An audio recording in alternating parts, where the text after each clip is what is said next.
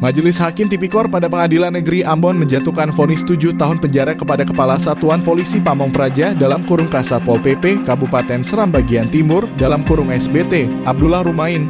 Rumain dinyatakan terbukti melakukan korupsi anggaran honorarium anggota Satpol PP tahun anggaran 2020.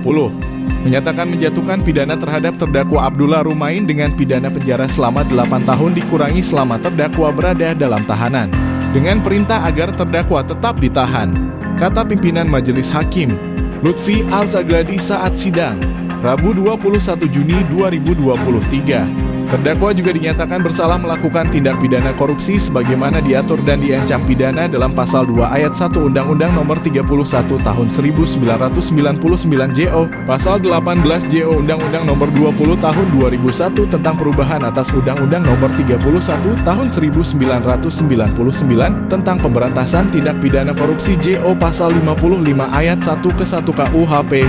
Selain itu membayar denda sebesar Rp300 juta subsidiar 3 bulan kurungan, serta membayar uang pengganti senilai Rp476 juta.